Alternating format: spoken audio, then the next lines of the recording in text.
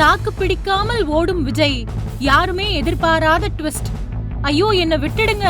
இந்த முறை தமிழக சட்டசபை தேர்தல் களம் பலத்த பரபரப்பையும் விறுவிறுப்பையும் கொண்டதாக அமைந்திருக்கின்றது.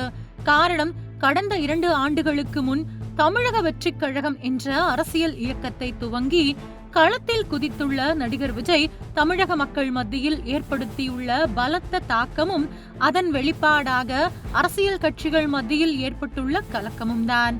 நடிகர் விஜய் தமிழகத்தின் முதல்வர் ஆவாரா என்ற கேள்விக்கு மக்கள் பதில் சொல்லும் நேரம் நெருங்கிவிட்டது. வருகிற ஏப்ரல் 23ஆம் தேதி தமிழக சட்டசபை தேர்தல் நடைபெற உள்ளது. சட்டசபை தேர்தலை எதிர்கொள்ள தாவேகா தயாராக உள்ள சூழ்நிலையில் விஜயின் தனிப்பட்ட வாழ்க்கையும் அரசியல் வாழ்க்கையும் ஒரே நேரத்தில் பரபரப்பு மிகுந்ததாக மாறியுள்ளது. கரூர் சம்பவத்திற்கு பிறகு தாவேகா கட்சி அவ்வளவுதான் என்று கடும் விமர்சனம் எழுந்த நிலையில் மீண்டும் களத்திற்கு வந்த விஜய் சட்டசபை தேர்தலை எதிர்கொள்ள சுறுசுறுப்புடன் தயாராக இருந்தார். அந்த நேரத்தில்தான் இணையத்தில் காட்டுத்தீயாய் பரவும் ஒரு தகவல் வெளியானது.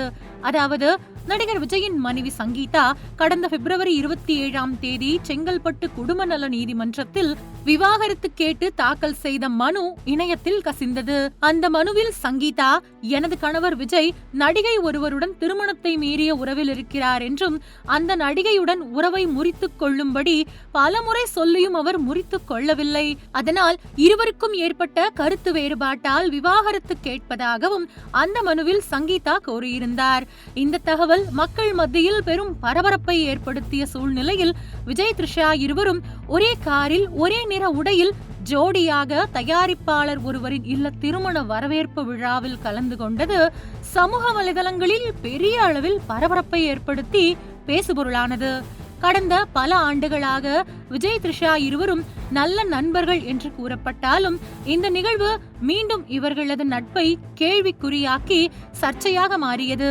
இந்த சூழ்நிலையில் தேர்தல் ஆணையம் தமிழகத்தில் 234 தொகுதிகளுக்கும் ஒரே கட்டமாக தேர்தல் நடத்தப்படும் என்று அறிவித்துள்ளது.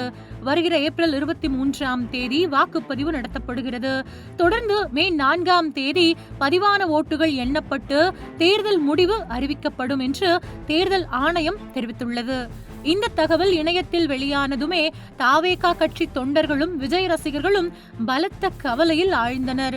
அதற்கு காரணம் என்னவென்றால், விஜய் சங்கீதா விவாகரத்து வழக்கு ஏப்ரல் 20ஆம் தேதி செங்கல்பட்டு கோர்ட்டில் விசாரணைக்கு வரவுள்ளது. அதாவது, வாக்குப்பதிவிற்கு 3 நாட்களுக்கு முன்பே இந்த வழக்கு விசாரணை நீதிமன்றத்திற்கு வருகிறது. இப்படி ஒரு இக்கட்டான சூழ்நிலையில் விஜய்க்கு டபுள் டென்ஷன் என்று ரசிகர்கள் புலம்புகின்றனர்.